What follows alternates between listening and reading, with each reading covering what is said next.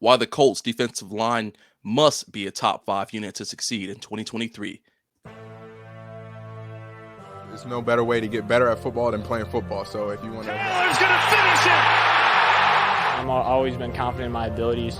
I think, I'm a guy that can go out there, and I always believe in myself that I'm going to get open and make the play if they throw me the ball. The third. Ryan, end zone shot for Pierce. He caught it. Oh, what a... Hello, everyone, and welcome to the Colts Cast. We are here to talk about everything and anything Indianapolis Colts. Welcome back, everyone. We took a 1 week break, but he is Jamal Lawrence. I am Eric Smith, your co-host of the Colts Cast. Shout out to all our day one listeners. Shout out to all the first-time listeners. Shout out to everyone else in between as well. Hit that like button while you're here. Gets our video out to other Colts fans. Plus, subscribe to us so you never miss an episode. Especially if you're on YouTube or any podcast platform, please subscribe to us. Jamal, we've the 1 week we take off, we get a lot of Colts news. I know. We got the training camp schedule out. That's awesome. It looks like it starts July 26th. Goes all the way to August 17th. We got some joint practices in there. Some fun stuff. You gonna be able to make one of them? Oh yeah, I'm definitely gonna be out there. I don't know exactly how many I'm gonna make, but I plan on going to at least 2 or 3. So guys, drop a comment below for us. Let us know if you're gonna be out there, because if we're out there, if I'm out there on the same day with you, man, love to meet our fans, so our listeners. So please let us know if you're gonna be out there, and I'll kind of tell the dates leading to the week before, Eric, that I'm going to be out there just in case anybody can. I know there's a couple Saturday practices for us and Sunday, so I know it's a little better for people who work during the week. I'm going to try to sneak through a couple of the day practices as well, depending on if my schedule lets me. But exciting times, man. Exciting times. We've been waiting for this schedule to drop for a little bit because we know that this is when the action is going to start back up for us. So starting Wednesday, July the 26th, I think I'm going to try to be out there on day 1 at least, so we can try to get some good content for you guys. That would be great. And also, in other news, the NFL announced it has suspended Indianapolis Colts player Isaiah Rodgers for, I think it's indefinitely, but at least through the 2023 season. So Colts ended up releasing him. I think this was almost best case scenario for him because it wasn't, forever, but I mean, when you bet on your own team, when you put a $1,000 prop bet on not named running back, you I mean that's a little crazy, man. You're playing with millions. Like he should have been working on that contract, but that's neither here nor there. I just think that's wow, on your own team. Yeah, it's a crazy thing, man, to bet on your own team. I mean, you kind of have to always think about the fact that, like, these guys know the scouting report. They know what to expect for the upcoming game. Obviously, they don't know how a player's going to do, but it's kind of a sketchy thing to be betting on your own team. Now if you bet the over on it, sure, whatever. But I would hate to know that he bet the under because he had some insider information that Nyheim Hines or whatever wasn't going to do anything for a game. So that kind of stinks to think about. But yeah, neither here nor there. The dirty deed is done, and he's out indefinitely. He's released, and Colts have to pick up from where they left off, man. Yeah. I feel like the integrity of the game is real important, especially when you got people out there who are like, it's scripted. Yeah. All these plays are scripted, things like that. So I'm definitely for keeping that protected. But Jamal, man, July 4th coming around. What do you think we need? July 4th, America, got to do some Manscaped. Guys, I have a question. What's more American than a bald eagle? The 4th of July is almost here, and that means a couple of things: barbecue, pool parties, and last but not least, glizzies. And it just so happens the sponsor of today's show, Manscaped, are making sure all of the glizzy gladiators across the nation are groomed for battle on America's birthday. From sea to shining sea, join over 8 million patriots worldwide who trust Manscaped with this exclusive offer for you: 20% off and free worldwide shipping with our code ColtsCast at manscaped.com. Talk about the American dream. Guys, I don't know if you ever used just a regular razor before, but sometimes it can nick you, man. The one good thing about this Manscaped lawnmower is that it's not going to nick you, guys. You're going to be taken care of.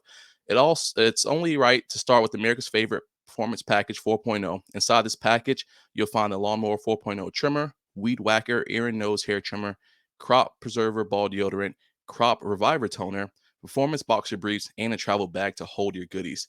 First off, Lawnmower 4.0. You call yourself an American without a lawnmower? There's fourth generation trimmer features the cutting edge ceramic blade to reduce grooming accidents. Thanks to their advanced skin safe technology, the Lawnmower 4.0 is waterproof and also has 400K LED spotlight for your you need for more precise of shade. Take your freedom bells to the next level by going to manscaped.com and get 20% off with free shipping with our discount code COLTCAST. Get your independence back this Independence Day and unlock your confidence with Manscaped. 20% off and free shipping, guys. But let's get into our main segment now. Look, guys, dominating the trenches. When you think of great defensive lines, would you put the Indianapolis Colts there? Like some would argue yes. I think the majority will probably argue no. No matter what your answer is, in order for the Indianapolis Colts to succeed this coming season, they have to take that next step up, in our humble opinion. They need to enter that top 5 conversation. Why is that? And how can that happen? Jamal and I are about to dive right into that. So, Jamal, what needs to happen for the Colts to be a top 5 unit? And why do they even need to be? Man, well, I want to flip flop that. So, why do they need to be a top 5 unit? Well, guys, I think it's clear. We talked about it at the beginning of the episode. You have a troubled quarterback group going into this season. Not only do we have players missing, Isaiah Rodgers, who is expected to take off this year for us, we have youth at the cornerback position, and we also have an unsure linebacker core. We don't know if Shaq's going to be playing. We have no timetable on him still. Bobby Okereke is no longer with us, so that leaves pretty much Zaire out there, on an island to step up and take over this thing. Enter our defensive line, our most experienced group on the team. We got all the vets there. These guys are going to have all eyes on them because it's our only group right now for us, I feel, on the defensive side of the ball who has cohesively still been there when we talk about Grover Stewart, DeForest Buckner, Kwity Paye. Like this group has been together for the past couple of years.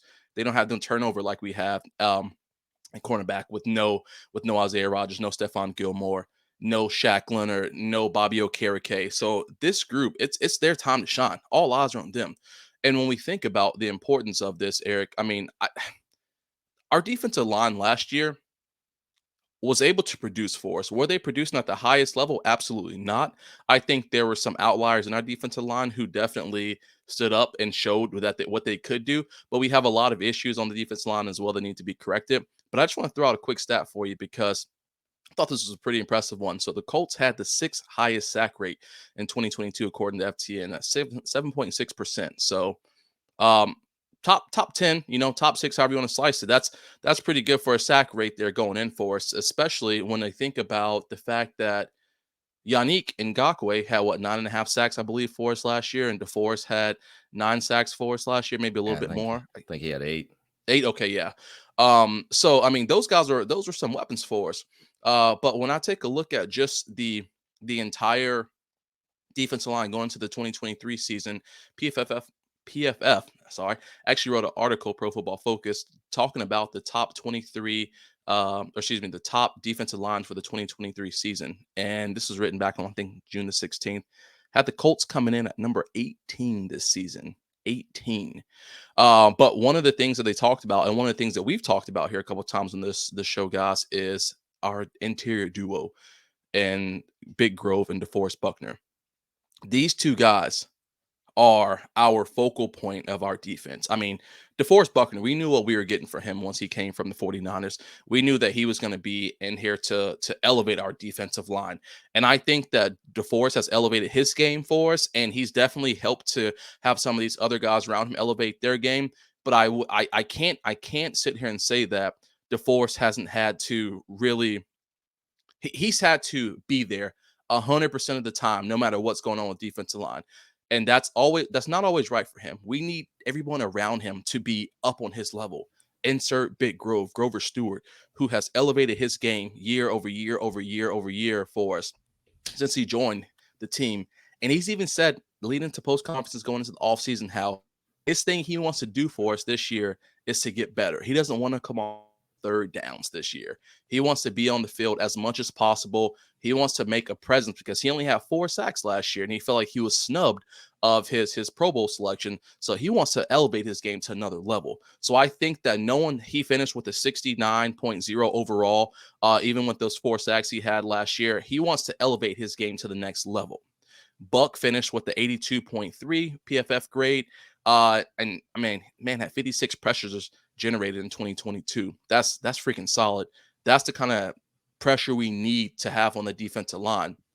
But where I think that our biggest struggle comes in for us, Eric, and butt in at any time if you want to, but where I think our biggest struggle comes in is on the defensive end spot for us. We have a Kwity Paye who we picked up in the first round for us just a couple years ago, and he's had some issues with injuries. I feel like this is his year. He has to absolutely produce because it's big for him. It's big. We think about the back half of his rookie season.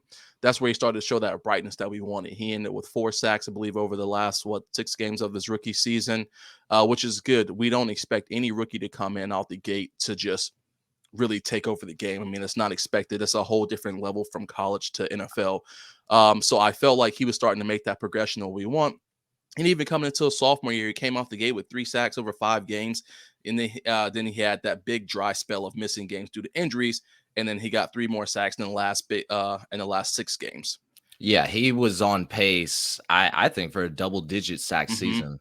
Talk about 3 sacks in 4 games, 3.5 tackles for a loss in those 4 games, 16 tackles total. I mean, correct me if I'm wrong, guys, but that we're talking double-digit sack season, talking on pace for that. So, yeah, the biggest thing for Kwity Paye, can he stay healthy? Because if he does, you talk about it being weak on that side. I don't know if he's out there all 16 or all 17 games, maybe missing 1 or 2. I feel like this line can be dangerous. Kwity Paye should be getting better and better every year. That's what we want to see. But that's the Kwity Paye I'm hoping to see. You were talking about Defoe and Grover Stewart. Yeah, that duo I would say is underrated because DeForest Buckner. I think people forget how good DeForest Buckner actually is because he's not putting up some gaudy stats or anything like that, but he's having an impact on that line. I feel like he quietly had an amazing year amid that shit show last season. 74 tackles, 8 sacks, 11 tackles for a loss. I kind of want to buy his jersey now that we're talking about him because he is really, really good. Top 5 interior defensive lineman, I would say he is. Should I get in white? I'm gonna get a white jersey. I said I wouldn't, but I'm gonna take care of it because it's the DeForest Buckner's jersey. I think I'm gonna put that stamp on it right now. But let me know if I should buy Buckner's jersey in the comments. But he's continuously played at a high level ever since he joined the Indianapolis Colts. That was a really good trade for us. It's just like his little swim technique. I don't know, the squeak passes, blockers. Like I said, super impact on the D line. He garners so much attention, so he's opening up for his teammates. Those one-on-one situations, things like that. He's just so well-rounded, and at his size, you don't really see a 6'7" defensive lineman move how he does. Just so strong up front. Imagine if he ups his performance this year. He starts getting double-digit sacks, more tackles for losses, things like it.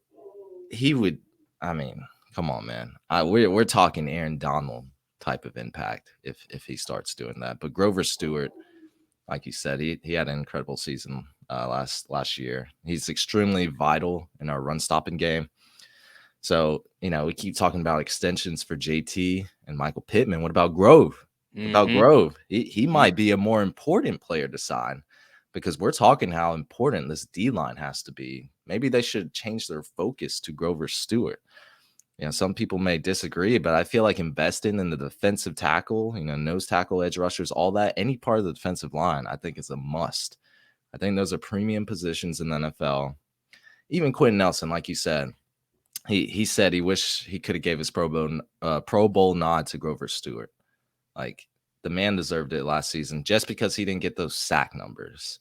That's really what it was. If he had 3 or 4 more sacks, he would have been right in there because once you get those sack numbers up, people start, eyeballs start popping out. But like Chris Ballard better get it done for Grover Stewart. Seems like a no-brainer to me as far as extending him. Yeah, without question. I mean, you got to extend him. Everyone loves Grove, and I think that he only wants to elevate his game to the next level just because he knows that he can, and I think he knows he will. I'm glad you mentioned the stopping the run, Eric, because that's a super important thing. When we talk about some of our defensive line and how important stopping the run is, Quiddy paying it with like a 76.6 against the run last year, according to PFF, which is solid. But we also think about the Colts impact player who we dropped at the end of the season, a guy by the name of Yannick Ngakoue. Yannick boasted 9.5 sacks for us last year, but he had one of the lowest run stop rates, the lowest run stop rate, I think, on the team. Correct me if I'm wrong, but I'm pretty sure if it wasn't the lowest, it was definitely one of the lowest. Yeah, he's awful against the run. I don't know. Like, if I was an offensive coordinator on the other team, I'd just be like, yo, run it to that side every single time. Exactly. and I think that what's super important with that is the Colts now put their trust in knowing that Grover, Quiddy, and DeForest can stop the run. They added an additional piece, Samson Ibukam, to the unit force, and we know that he can be good at the run stop as well. He may not be the high sack flyer, right? However, we know that he can disrupt the line. He can clog it. He's pretty good against the pass too. I feel like too. I think he's on the uptick, and I'm glad the Colts got him. But I guess he's the presumed starter right now. I don't know if Dio is going to get in there potentially and take over. But yeah, Ibukam's the starter presumably right now. And all I'll say is last time we took a 49ers defensive lineman, it worked out in our favor. I'm just saying. So he seems like a bargain compared to what we would have had to pay Yannick. So yeah, you get him in there. He might be able to be a 3-down player. Like, I don't know. I think he's like a mystery right now, but he was on the uptick when he was on the 49ers. Like, I think he has a pretty high pass rush win rate too. So yeah, that's, I'm happy. We need all these cogs to come together. Like, Quiddy Pay stays healthy, Grover Stewart gets even better, Defoe gets better. If that all happens, like, I don't know, we're looking at a top 5 defensive line. Oh yeah. And one thing I like about him, man, is he comes from 2 teams of great experience. I mean, he played next to Aaron Donald with the Rams Super Bowl. Then he also played with Nick Bosa. I mean, he's played with some elite players. So now you insert him with a D buck. Exactly. Like, he can, I think he'll bring the elevation to what this team needs on that far side of the ball, because he knows, I presumably think he knows his role, and he knows how to manage his role. And I don't think he'll do it in a selfish way. I mean, he even said in his press conference, like, he knows he won't get to the quarterback every single day, or every single down, but him disrupting the line can allow now Zaire to come through, or Shaq, or D-Buck on a stunt. There's so many options that can happen for someone who can clog up the line. Whether or not he's touching the quarterback every single play isn't always necessarily the issue. It's a matter of he's disrupting the line, and if the gaps aren't open in the way they're supposed to, because now you have to make an impulse decision on what you want to do with the ball. So I think that he'll definitely bring that new element to the table. And like you said, Eric, if we can keep health, we can keep these guys on the field, 2-3 downs, I think that this defensive line can take over the game, because we have all the pieces to the puzzle. Gus Bradley loves the defensive line. His focal point is the defensive line. He don't blitz. He don't really blitz. So It's just them 4 up front creating all this pressure up front. And we just drop the linebackers in coverage. We got so much in cover. It's solid when you have a front 4 that's just as deadly as ours. I mean, then we got the flexibility in the backfield. I really like it, and I liked how the Colts operated on the defense last season. Yeah. So I will say, like, why should we have a top 5 defensive line? I feel like it pays dividends when you think of top defensive lines. Like, what teams come to mind? Philadelphia Eagles. You got Fletcher Cox, Hassan Reddick. They just added Jalen Carter. Like, Dallas Cowboys. That unit's led by Micah Parsons. The 49ers, you were just talking about them. Nick Bosa, Arik Armstead, Javon Kinlaw, things like that. Miami Dolphins even. Christian Wilkins, Jalen Phillips. I can keep going, guys, but what do they all have in common? You know, Jamal? What's that? They all made the playoffs. Mm. They all made the playoffs, and most of them were contending. You know, I think the Dolphins didn't have their starting QB, so they got the short stick, but all of them were contending. Great defensive lines are a common denominator here. So the pure glass full fans who really believe we can be great this year in this new era, in this brand new era, we're giving you guys a path forward. This is how we do it. We start with the defensive line. I mean, yeah, you can say it starts with quarterback, but I mean, he's rookie, things like that. But if you really want to elevate this team, embark on this journey with me and give me an exquisite defensive line, because I think getting after the quarterback is one of the best things we can do. Stopping the run, things like that. It all starts with that front four, man. Yeah, it does. It does. And like you said, this is the time to shine. I mean, we have so much to prove. I think Quiddy wants to prove himself because he hasn't had a chance to due to injuries. I think Grover wants to prove himself, obviously, for contract purposes and Pro Bowl purposes. DeForest doesn't need to prove himself anymore. We already know what he brings to the table, but I think that he aspires to be the best person on that defensive line. Go for that all pro status. Exactly. Exactly. Oh. And then he's coming in, you know, he's a new kid on the block. He's coming in. So he wants to show that, hey, listen, man, I haven't played at the highest level. I played the Super Bowl, I played in the playoffs, NFC championships twice. I'm here to show y'all boys how we can get this thing to the next level as well. So I think that it's a match made in heaven, and it should mesh really well. Because we got some freak athletes out there, man. We got some freak athletes who can definitely take over this game and relieve some of the pressure on off our linebackers, off our cornerbacks, off our safeties. So let's get it happen. Look, I'm saying the Eagles were in the Super Bowl, and they had technically, I think some people call them the best defensive line unit in the NFL. I know PFF did. And we think about the Super Bowl before, that Aaron Donald, Von Miller unit with the Rams, and they won a Super. I'm just saying, like, we need a top 5 defensive line. If we can somehow get that this season, we will probably be in contention. I know that's very bold to say, but I'm just saying, like, it really starts there on the defense. It seems like that it means so much to be able to pressure the quarterback, to stop the run, to make him one-dimensional, things like that. So, like, we did that against the Chiefs. We talked about that. And we stopped the run, made Mahomes throw it the entire time, but, you know, he's Mahomes, so he was still slinging. But we did enough to win that game. So, top 5 unit. Let's get it. Let's get it. It's got to happen. Yeah. Look, that's going to be it for us, everybody. Thank you for listening to the Colts Cast today. We are live on Apple Podcasts, Spotify, YouTube, or any platform you use to listen to podcasts. We'll be back next time to give you some more Indianapolis Colts content. See y'all. Take care.